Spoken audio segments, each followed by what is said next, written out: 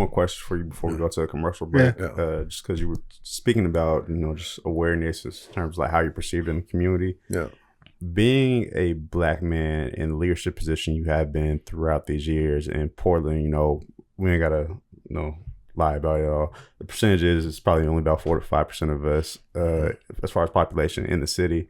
Did you feel any internal pressure as far as, when you walk out the door feeling like, all right, I got to be perfect. I can't act out a certain way. I have to articulate myself better than Barack Obama and, this, that, and third.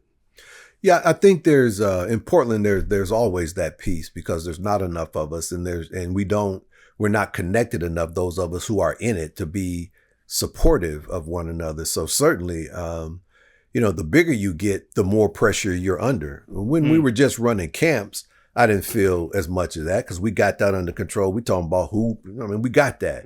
But once we moved to a full year-round program and we started growing and we had identified individuals to come help us, now I got a board that can actually fire me from something that I created, and they're coming from the political world, they're coming from the business world.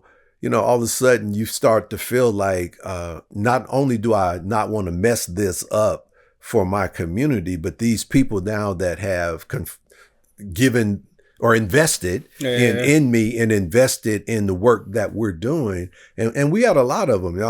SCI has done some things that had never been done before. We ended up with folks on our team, and for a while, SCI was the it program for the city, not amongst black folks, but for white folks too.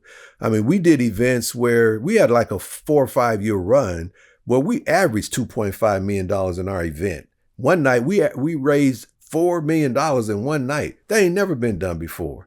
We have folks on our team that's dropped over 10 years, 15 million, 10 million here, 5 million there.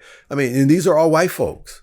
And most of them was probably Republicans, but believing in what it was we were doing, because we wasn't necessarily asking for a handout. We're saying, give us the resources. We know how to take care of our own people and they will be successful. And the outcomes spoke for themselves. We were graduating 98% of all of our kids and was sending 80% to college. Everybody in the country wanted that for black kids. Every community in the country wanted that, but we've been doing that for 30 years.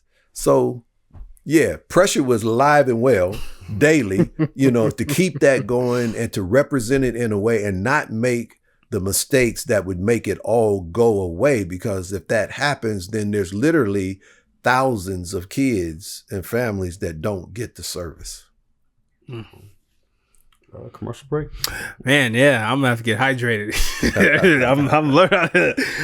Like, I'll be honest, before I'm going to commercial break, it's mad interesting because I'm not an SEI kid. So like hearing this and like, because I was in Upper Bound, so I was like, so like also hearing the outside like noise, so it's like interesting, like getting the history. But I know I'm enjoying it, so this is a great time to get some snacks, get hydrated. We got a quick commercial break.